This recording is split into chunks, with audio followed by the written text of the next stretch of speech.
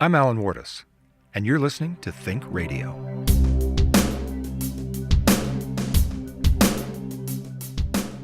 I have said, find someone you like, ask them if they have a place to live, and if they do they have a couch? Do they have an open space on the floor? That's a horrible thing to say to people.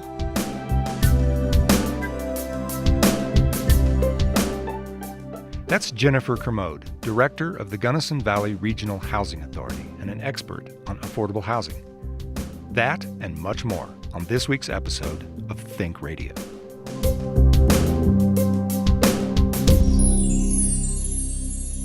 Think Radio is supported by the Gunnison Country Times, Gunnison's locally owned hometown newspaper, and by the Western State Colorado University Office of Academic Affairs. Think Radio is also supported by listeners like you. To find out how you can become a Think Radio patron, visit alanwardesmedia.com. That's ALANWARTES media.com. Jennifer, thanks for joining me today. You're certainly welcome, Alan. Thanks for having me. Yeah, tell me this. How does somebody become a housing authority director? What's your story? How did you get where you are? Well, I kind of fell into it. I spent the first 27 years of my working career in the mortgage lending industry. And so that gave me a pretty good background on real estate as well as lending. The Summit Combined Housing Authority, where I worked previous to being here in Gunnison, was running a campaign in 2006 for a dedicated funding stream.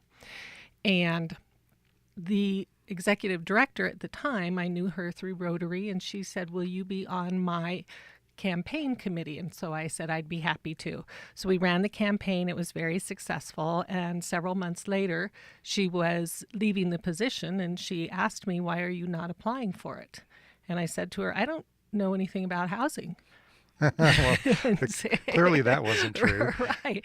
And she said, "No, I think you do." So I applied for the position and was selected, was already a member of the community there. And so they felt I would be a good fit. And it didn't take long to realize that housing in a lot of ways is the same, whether it's affordable housing, workforce housing, or market rate housing. In a lot of ways, it's the same thing. It's just how you manage how people get into it and how they work and live in their neighborhoods and what their neighborhoods look like. Well, that was really, it's still in the realm of housing, but it was a career change. It was a focus change. What was it about managing housing in the public sense, including affordable housing, that attracted you? I think having an opportunity to continue working with people that I would see and know on a long-term basis. When you're in the mortgage world, you do a loan for someone and you may never see them again. But when you're in the affordable housing world, those people become friends of yours. They're so grateful when they get housing because in our resort communities, we have a lot of people who think they will never be able to buy a house. Mm-hmm. So when you help them do that, one, they're very, very grateful. And two, in order to manage an affordable housing program, you have to stay connected with them over the years. So it was very enticing to me to be able to help people in a different sense, in a bigger sense, and stay connected with them. Mm-hmm. Well, that's a very community-minded thing to do. But community is a really key word when you talk about housing. Yes. Because without people of all incomes being able to afford a place to live, communities really start to suffer. They right? do. Is that your experience? Communities start becoming very divided. You tend to lose your middle income, your middle class, when you don't provide housing, the right type of housing for all income levels. You see a lot of disparity between the haves and the have-nots, particularly in high-cost and highly desirable areas. So it is about community, and we need every type of person that is here. We need them to be here. in a presentation I made at one point, there's been a lot of talk around Gunnison Valley about what essential housing is. There's no real definition for essential housing in the affordable housing world. So I defined essential housing as housing for everybody that makes our community work. Well, that's everybody. That's everybody. That's everybody from the dishwasher at the restaurant who may not be here permanently, but he still needs a place to live. Right. Or people who are, I don't know what to say, cleaning the schools at night. Yes. Those people also need a place to live. Right. I want to go back to something you just said, though. You said we need to provide housing for everyone who is here. But that's kind of a philosophical statement with which some people would disagree. And there are people that do disagree with that. And so let's talk about that for a second. There's this idea out there that housing is something that you just let the market take care of. That, like anything else, the price will be determined by the market, the availability and supply will be determined by the market and what it can bear. You don't agree with that. I don't agree with that when you get into certain areas like resort areas and highly desirable areas like the Gunnison Valley is. We have outside pressures on us that we don't have control over. We have pressures from people that want to come skiing. We have pressure from people that want to come and do all the recreational opportunities that we have here. Those are outside pressures that we can't control. And so in not being able to control those, we get a market that is not reflective of what you would call a normal market. And would you include second homeowners in that list of pressures? Definitely. Those people that are coming in with money from outside. They didn't earn it here. Correct. And there's a lot of reason to say those second homeowners are making a significant contribution themselves to the local economy. When they're here. And through their property taxes and so forth. Correct. But it does still skew the housing picture. So let's pick that up then. What is the responsibility of a community that cares about this to do, as you say, provide housing opportunity? Well, I think that responsibility can be filled in a number of ways. But I think it is a community's responsibility if they want to retain their community character, if they want to have economic development, if they want to have a strong, vibrant community, if they want to be able to provide for the people that are here, their seniors, their children, as well as those of us in middle age. Well, and you said us. That includes right, me too. That includes us. So in finding ways to make that happen. And there's different methods that can be used for putting workforce and affordable housing in for locals. And that's a bigger picture conversation, obviously. But yeah, philosophically, I think it is a community's responsibility if they want to have that list of things we just went through.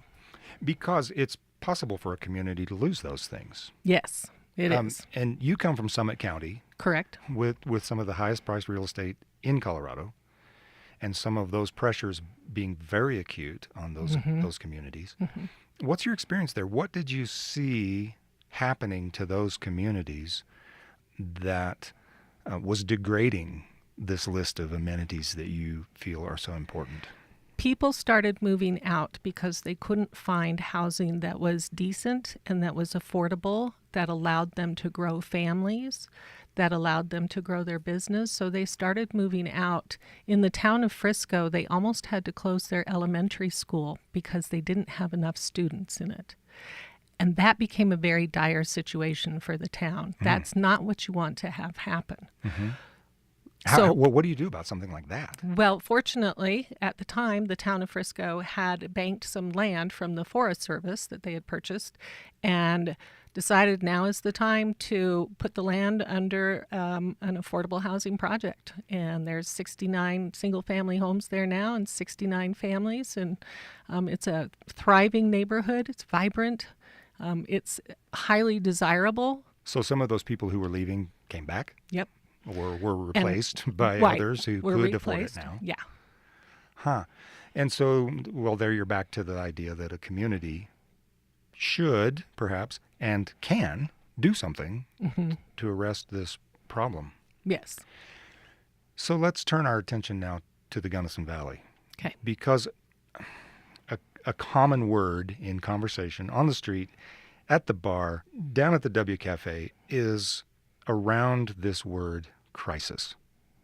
People are talking about housing crisis in our neighborhoods. Do you agree with that word? Do you think it's appropriate in this context? I think it's appropriate depending upon where you are in the context and in the community. If you are a business owner who struggles to find employees to keep your business open, to retain the business model that you've always had, it's a crisis. If you are someone who has a job, has come here for a job, and can't find housing, and so you're either camping up at Hartman Rock or you're sleeping in your car, it's a crisis. If you already have a home and you're comfortable and you have a job, it may not be a crisis for you. Right, but let's go back to this word community, because even if you are in that sort of middle category there, where you're not living in your car and you're not having to curtail your business hours because you can't fill out the work schedule, that doesn't mean you're not affected by this. No, it certainly does not. You are affected by it. And if you choose to not assist in helping find solutions to the problem, then you're going to start making some trade-offs. And the trade-offs are going to be you have fewer government services. You have a reduced experience when you're shopping, or it takes longer to get in to see a doctor or a healthcare professional. It takes longer to get your hair done or your nails done. I mean, it comes down to just the everyday living that we do, and that changes for you. So, and you think that happens because there are fewer people available to man the necessary positions? Correct. That's what happens. That's what happens. Right. So if I'm that person who is comfortable, I bought my house 30 years ago, so, I'm thinking, hey, what's the problem really? Or maybe I know the problem and I feel some sense of responsibility. What can I do?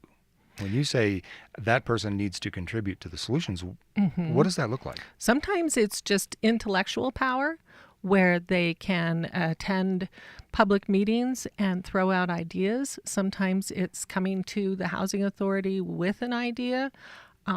It's supporting projects that come on board that they feel are appropriate for putting new housing on the ground. That's one of the things we need to do, is put new housing on the ground. Yeah, there are ways that they can support. They can support financially too. Just to let you know, we may be putting a ballot measure on November for a dedicated funding stream for affordable housing. And that is certainly a way that somebody could support it. Well, and let's be honest.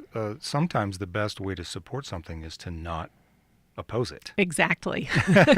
And would you agree with this statement that other communities that have had to deal with affordable housing and the idea of public programs or maybe public-private partnerships coming into a neighborhood with the intention of putting in affordable housing homes for people, that tends to draw some fire sometimes from the neighbors.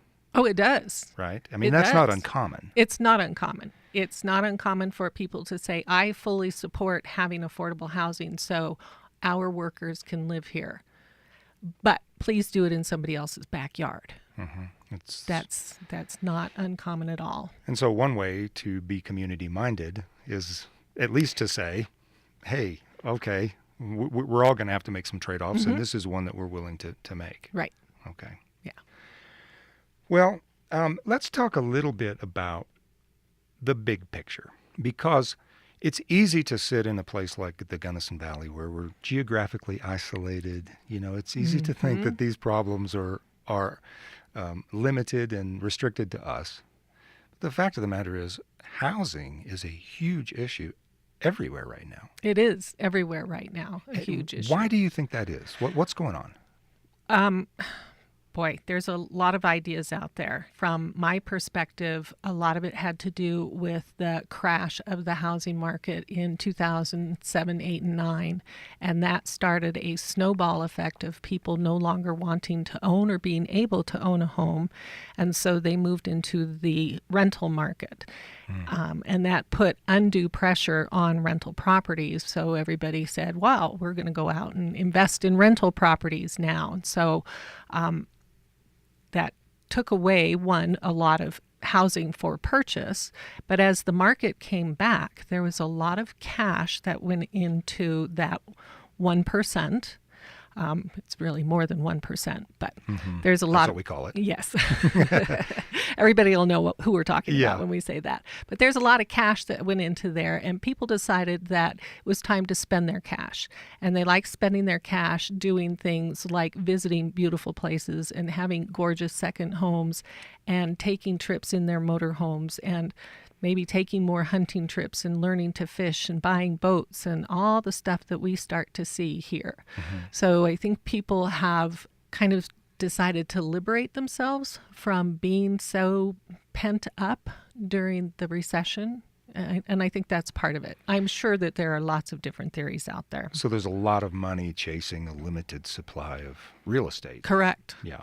And that's happening everywhere. Yes, because that's the only thing that's limited is real estate. Right. And so are there any trends on the horizon that you can see that will make this any better anytime soon? Or are we on just sort of a runaway mine train here because locally, everyone you talk to is astonished that rents just keep going up. Home prices just keep going up. Is there some sort of counterbalance to that in your professional opinion that we can count on, or is this something that just can continue to go up? Well, in theory, it could continue to go up forever. I don't think that'll happen. I think there will be some type of pin that pops the bubble. And I don't know necessarily what that would be. The trend that I see right now is that it's not going to stop for a while. So it could get worse here before it gets better. It could get worse before it gets better. Right. Well, so we talk a lot about affordable housing in the Gunnison Valley. That's the sort of the catchphrase. But really, we're talking about housing in general. Yes, we are. People across all income classes are having a hard time doing what they want to do to get into a house they want to live in. I talked to a woman yesterday she and her husband are expecting their first child, and they've saved a significant amount of money to try to move into their own home, and they can't find a place to live. They're living in a substandard situation right now.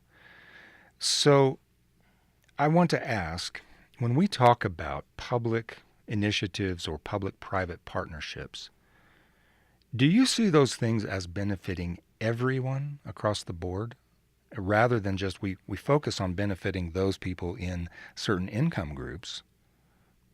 In what ways do those projects help everyone? Those projects help everyone by freeing up properties that maybe there's overcrowding happening in or that are in substandard condition. So when you provide people with housing choices of housing style, whether it's to rent or to own, whether it's 1 bedroom, 2 bedroom, 3 bed, a family home type thing, when you start offering people choices and you start putting housing on the ground, then the housing that gets freed up, because they're no longer occupying those, when you take some of the pressure off of the demand part, the supply has to improve in order to be desirable. So that helps in that manner. But we do need to address housing at all income levels up to a certain point. Right. Crested Butte, for example, needs to address housing up to 200% of AMI. Area median income. That's a lot of income. That's a high income, but they are still priced way out of the market up there. So they have realized that they need to address that so they can keep middle and upper management in their community. When you put public dollars into providing affordable housing, because of public perception, you have to be careful about what AMI levels you address. Well, sure. And some of the projects that are being proposed now are up to 180% of AMI, but they also include down to 50.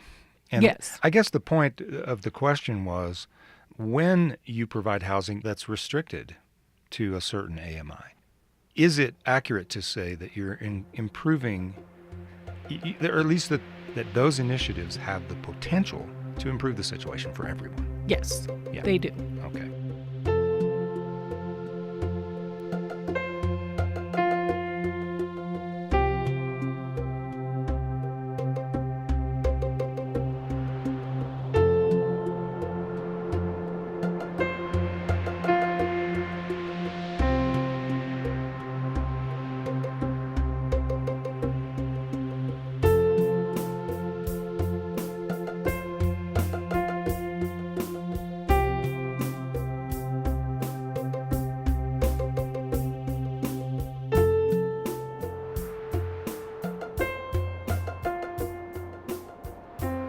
All right, let's shift then now and talk about affordable housing.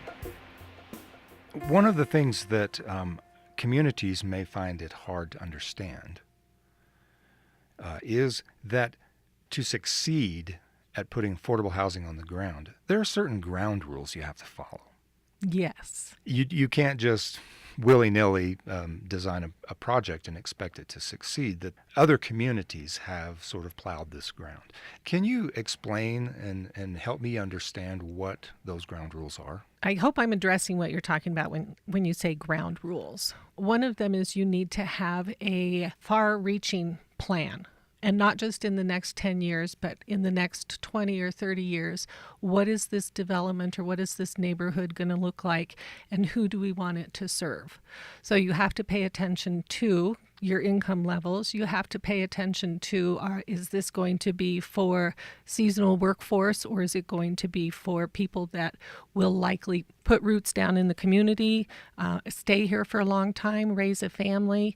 And when you start coming up with who your target audience is going to be and what you want for that neighborhood long term, then you have to start thinking about how you're going to protect those goals and those visions over the long term. And what are some of the ways that you do that? Some of the best mechanisms are through deed restrictions. And deed restrictions are recorded covenants against a property that tells you how you can use it, how you can live in it, and how you can sell it. So future owners or residents have to remain in that same income category. When they move in, yes. Right. And also the property can't be sold for more than a certain percentage of appreciation. Is Correct. That right? What's the long-term effect of doing that? Well, we've seen some really good examples of bad ways to do it, and we've seen some really good examples of good ways to do it. And some of the best ways to do it are to make sure that you model out over the long term what you project incomes to be and what you project your appreciation, your max appreciation on the property to be, and do they match? Are you still keeping it affordable, which means are you keeping the monthly payment on the property, whether it's the rent or whether it's your ownership payment, at 30% of that person's income? So there's a trick in managing that and managing it well. And it's all in how you write the deed restriction to begin with, and it's all in how you set the very first sale price if it's a for sale property. So this starts to sound like rocket science. Well, it's not simple. It's not simple. It's complicated. There are a lot of layers. There are certainly unintended consequences if you don't pay attention to lessons learned and really try and get some of the best minds in the business to think things through. Well, another of the words in the Gunnison Valley that has drawn a lot of attention right now because of projects that are under consideration is density. Yes. How does density figure into these affordable housing sort of ground rules? Are there things that communities just sort of have to reckon with when it comes to effective affordable housing? Yes, there are. When we're talking about density, there are things that they're going to have to understand. Density can increase the affordability of putting a neighborhood or project in the ground. It's obviously less expensive to build 2 stories than it is to build 2 one-story units detached. There's the other principle in the affordable housing world of putting density where density already is. And that's for a couple reasons. One is the livability of where the neighborhood is. If there's access to public transportation, if amenities are close by, if jobs are close by, then density is doing what it should do. That's where you would want to have density. But there's also the other side of density. You can make something too dense, and then it's no longer, it takes away from the livability of the project. The livability meaning just how many people are crammed into a small space. Right. I call it the rabbit warren effect. Right. And people generally will only live in the rabbit warren for so long, and then they say, I can't do this anymore. I need to feel like I have some personal space. So there's kind of a sweet spot where that there is concerned. Yeah.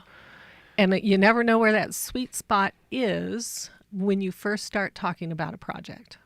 You know, you have to think it through. And fortunately, in some ways, development takes time. So you have some time to think that through and get ideas on how it would really work and see what other examples are of how it works.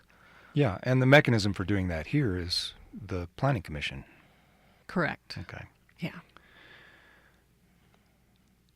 On a daily basis, weekly basis maybe, you have people walking into your office looking for help. What are they saying to you? They say things like, it's starting to get cold. I'd like to find something other than my car to live in. And you see a number of people who are living in their cars or in a We're trailer? seeing fewer right now, but we certainly saw quite a few as summer started moving into fall. We saw quite a few coming in with that. We hear from people that where they're living is not acceptable anymore. Maybe the stove has been broken for 3 or 4 months and the landlord really doesn't care about fixing it because they know that they can still get the rent anyway.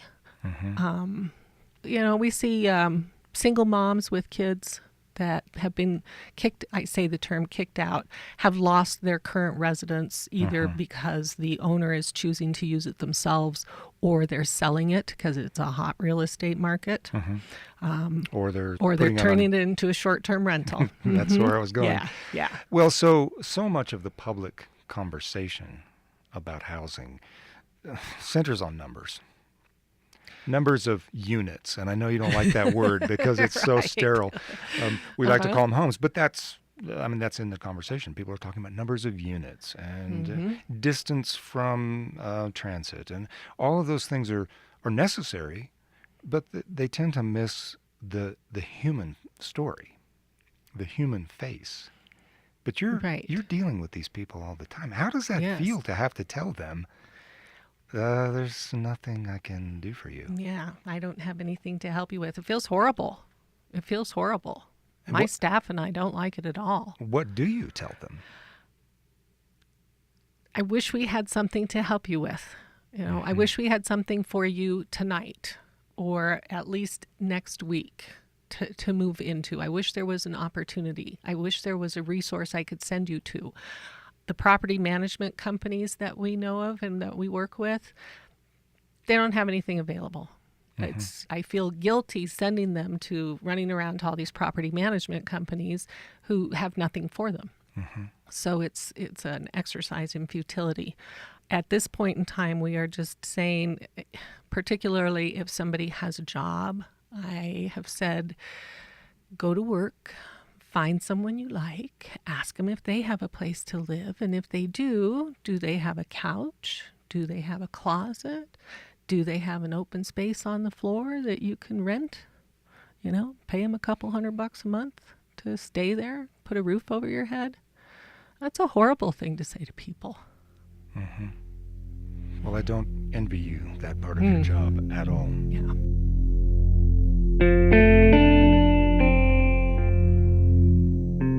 ThinkRadio is supported by the Gunnison Country Times, Gunnison, Colorado's locally owned hometown newspaper. ThinkRadio is also supported by listeners like you. To find out how you can join the ThinkRadio community of patrons, visit alanwartismedia.com. That's ALANWARTES media.com.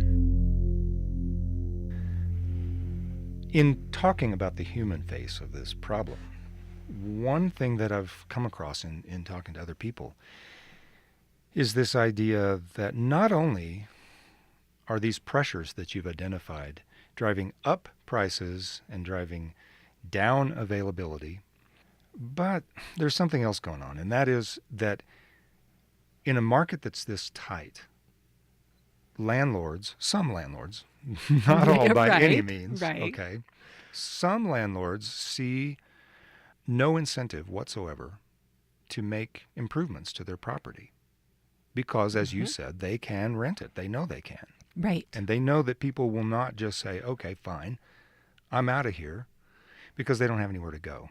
Right. Are you seeing that in your interactions with people, that there's kind of a steady degradation of the housing stock that we do have that's not being maintained the way it could be if there was more of a market incentive to do so? I would say yes. And I would say it's not just in the Gunnison Valley. I think that this is something that happens obviously across the state in Colorado and probably nationally, because the housing market is in such dire straits right now. Landlords don't really have much incentive to put money into their property. We're trying to bring our new GB HEAT program, which stands for Gunnison Valley Home Energy Advancement Team, because heat was really a cool thing to name it. But it's a program where we can go to landlords or owner-occupied properties and say, we have some no or low-cost energy efficiency measures we can bring into your home. No cost. Wow. Energy efficiency measures that we can bring into your home. We'll do the work for you. Wow. Yes. The conversation I hear everywhere where I introduce this program is, well, why would landlords do that? And it's free. Why not? Well, it improves the value of their property. Exactly. But are you finding resistance when you well, go we out? just launched the program last Friday. So, yeah, right. We'll come back to that question in a few weeks. Yes, but that's anecdotally what I've heard from people saying, well, why would landlords care to do that? Because they can get the rent they want anyway. And so you have to hopefully appeal to their conscience that they would like to have a nice property that is energy efficient for them, that they've got tenants who are on the lower income scale, that they would be helping them. Sure, because one of the issues we're talking about here is people who maybe they can afford the rent, but their utility bill is as much as the rent. Yes. And that's what's pushing them over the top. Yeah. And so they have to choose, do I keep the roof over my head or do I heat my home? And yeah, that's not a choice at all. Not really. And so here's bringing it back to the broader conversation then. Anything that puts more units, there I go again. Oh, yes. Okay, You said it. I'll put $1 in the jar every time. You're going to re-educate me yet. Anything that puts more homes in the market has the benefit of sort of broad spectrum improvement in everyone's living arrangement. I believe that. If that tightness goes away, then so does the disincentive to just leave properties unmaintained. Exactly. If you take that, like I said earlier, if you take the pressure off of the demand by putting more homes into our communities, then it will force landlords to upgrade their properties to make them attractive. And I have heard in other communities where we have, like in Summit County, when we would build brand new deed-restricted affordable neighborhoods, realtors would get very upset and say, well, now everybody's going to want this nice, shiny new ball. Who's going to want the old ball? Well, that's called market capitalism, really. Right. And just because it's an affordable deed-restricted home doesn't mean that it can't be nice, that it can't be new, that it can't be desirable. I would love it if we could build neighborhoods that were affordable neighborhoods. And when I say affordable, generally we're going to be talking deed restricted, that are the places to live. I'd love to see that happen here in the Gunnison Valley. Crested Butte is doing it with their Paradise Park neighborhood. People are they can't wait to get in there. They're affordable homes. It's a neighborhood. The lights are on. You know your neighbors. That's the kind of neighborhoods I want us to build. That's what I would love to see. And you think that's possible? I know it's possible. Yeah. Well, so let's talk a little bit about funding streams then. Okay. Because you pretty much are stuck with one option. If you're a community wanting to do this in a meaningful way, an effective way, and that is to figure out some sort of dedicated funding stream. And you've mentioned that already, but let's unpack that just a little bit. Okay. What can be done here to do that? Well, the Housing Authority, as a multi-jurisdictional housing authority, meaning we are made up of several jurisdictions, state statute allows us to do that. State statute also allows for a multi-jurisdictional to ask the voters for either a property tax, a sales tax, and with those two, a new construction impact fee. You can't have the impact fee without the sales tax or the property tax. I see. So those are our three options as a multi-jurisdictional right now. There is some work by our local commissioners to get legislation passed, and hopefully early in 2018, to put a lodging tax measure up that allows the lodging tax to go for affordable housing. Right now, lodging tax can only go for tourism and marketing.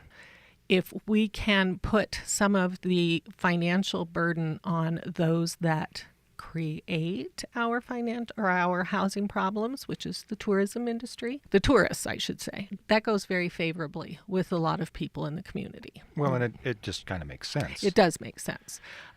We could go for a property tax, which is probably, if we put a ballot on the measure, nope, I said that wrong. If we put a measure on the ballot next November, we're going to look at a property tax. Our sales tax is already very, very high, and particularly in the north end of the valley. And there's only so much that retailers want to bear on that.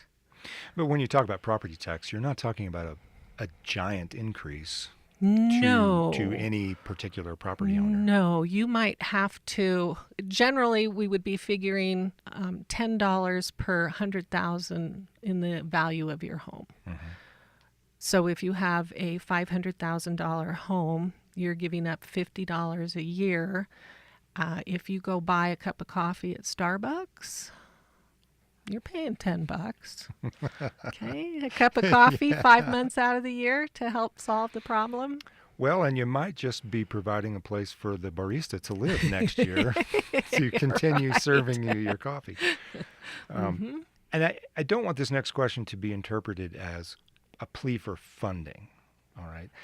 But I want to ask you, from your experience elsewhere, what happens if the Gunnison Valley does not rise to this occasion and address this issue in some way? What typically happens is it's the middle class that goes away. They're the ones that are affected the most, because generally those are the ones that want to stay in a community and help it grow by growing their families, by growing their business, by volunteering in the community, by starting initiatives that help underserved people, whether it's food banks or clothing drives, anything of that nature. Those are the people that tend to go away because it's the hardest for them. Seasonal workers, the younger crowd, I don't want to make this sound like, oh, there's thousands of them and we can get them all the time that we want. But generally, yes, seasonal workers and the younger crowd will always come in for the jobs because they're here for everything that's around the job. So they will continue to come. We still have to find housing for them, but they will continue to come. The upper end will continue to come because they can afford the upper end. Either they can afford to stay at the hotels that are very expensive, or they already have a second home here, or they can afford the short-term rentals that are relatively expensive. they'll be here. But you lose the middle income, you lose the middle class people because they want more, so they want to find a place where they can have more, where they can have a big enough house to raise a family, like the gal that you had met yesterday. Yes. Where they can get to the good schools, where they can, like I said, grow their business, volunteer in the community. They want that stuff. And they'll go someplace else if they think it's someplace else. And when they do, that's got to have a huge downward effect on the local economy in general. Is that your experience? Is that there's a direct correlation between those two things? For instance, if I'm a business owner and I can't hire enough people to stay open the hours that I could, that's lost tax revenue. That's lost everything. Those dollars are not being spent around the economy with the multiplier effect that we know so much about. Correct. How long does it take before that just becomes a spiral that causes serious problems? That answer I don't know that I really have. I think you would get a better answer from an economic development specialist. Right. Although I do believe housing is economic development in one of the most fundamental senses, because you just named all of those reasons. But, you could start to see a serious negative effect in as little as 5 years if you don't address it. Other communities have. Well, from a development and policy point of view, that's overnight. Yes, I mean, it takes is. that long to get everybody convened at the table. All right. You mentioned just recently VRBOs, or Airbnb, short-term rentals. That's a relatively new phenomenon, at least on the scale that we're seeing it today. Do you think that the problems that we're seeing nationwide, not just here, coincide in some ways with the rise of this phenomenon where people are taking their homes off the market to do this other thing? Is that a coincidence that we're under so much pressure to provide affordable housing right alongside this other trend? No, I don't think it's a coincidence. I think it's a contributing factor. And have you looked into nationwide again, the ideas being forwarded for what can be done? Well, there certainly are a variety of ways to address short-term rentals in a community. It needs to be done at the local level because each community is going to have a different issue. Obviously, there are far more short-term rental units in the north of the valley than there are down here in Gunnison. But I've started doing some peeking around on Airbnb and VRBO. And as we get close to the holidays, the numbers here in Gunnison are starting to increase. So you can look at licensing them. You can look at taxing them differently, like Crested Butte just passed. You can look at limiting where they can be and how many can be on a particular street, like Durango has done. Boy, that's a two-headed monster because you don't necessarily want to eliminate beds in your community for visitors to come to. Right. But you also don't want to have your community be nothing but short-term rentals. So I think probably we're learning that you need all of those tools working together to get a good balance. This conversation about affordable housing has so many facets to it that it's easy to lose track of the big picture. And one of the things that I'm hoping we can do is to change the character of the conversation so that it's not so much about numbers, but to remember that this issue has a human face. And so I'm asking you the question, from a humanitarian point of view, why does this matter? Well, because people matter. It shouldn't be determined by the color of your skin, and it shouldn't be determined by the job that you have, and it shouldn't be determined by the state of mental health that you have. All people matter. All people are parts of our community. Some we see more than others, some we don't see, We see a lot of different people at the Housing Authority. We see people who come in who have good jobs. They just need to find a place to live. We have people who come in who need a place to live because they have other challenges. And when there's no housing, some of those people who may have mental health issues and probably substance abuse issues along with it, and may also have the third factor of homelessness, which is health issues. Kind of this trifecta of Yes. life challenges. Yes. Yeah, that's a good way to put it. Not having stable housing just exacerbates every other problem that they have. Right. How could it not? Right. And that's not good for a community either. Homelessness costs us more than if we were to address it by putting housing on the ground, even if it's housing for mentally unstable people or housing for people that need to go into rehab. That costs our community less than leaving them homeless on the streets. And I know we don't have a huge homeless problem, but we do have people out there that are homeless, and they need to have housing too. It's a basic right. Well, that was my next question. Do you think that housing is a basic human right? Because that's something that I think people have sort of lost track of, or outright disagree, perhaps. I've heard the comment made, well, not everybody gets to live here. And that just strikes me as such a misunderstanding of what it takes to have a community. Exactly. I agree with you. No, not everybody gets to live here, but there are people who are already living here.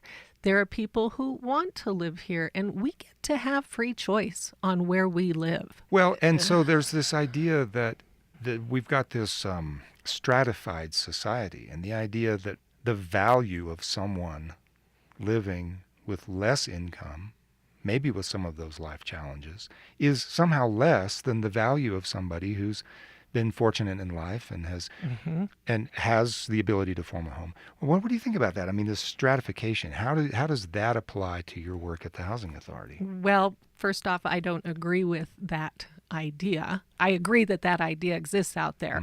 I am not one of those that believes in that idea. I think everyone is equally as important for housing. You know, my brother said something to me last night. He said, it is the common man at the bottom that makes the top successful. And in other words, we need each other. Yes, both directions. Right. We need people at the top so that they can form businesses, create jobs, that can do some of the other things in communities that people who are at the bottom can't do. But the people at the bottom, if we didn't have them, if a business didn't have the service workers, if they didn't have the custodians and the waiters and waitresses, they don't work. Well, and I'd go so far as to say all of the nonprofits that exist in this valley doing great work in the community, none of those people are paid very much. No. You'd have to rank them at the so-called bottom. And so you're not just talking about menial laborers or people doing the jobs that no one else wants to do. There are some people that are quite valuable that you'd have to say, of course, those so-called common people are indispensable to the rest of everyone. They're just as valuable. Our senior community, those are the volunteers. Those are a lot of the volunteers. There's an awful lot of intellectual property in our senior community. Sure. And living on a fixed income. Yeah. Yeah. With heating bills higher than their rent. So housing is not just about housing. No. Housing is about the character of a community. What kind of community do you want to be? Yes. You make a decision about housing, you're deciding so much more than that. Yes, you are. And that's where we need to be as a community, is realizing that housing is the fundamental structure, no pun intended, but it's the fundamental building block of a community. And making a community vibrant and making it thrive and making it a place where people want to stay. We want to keep people here. Yes, we do. I have just one last question.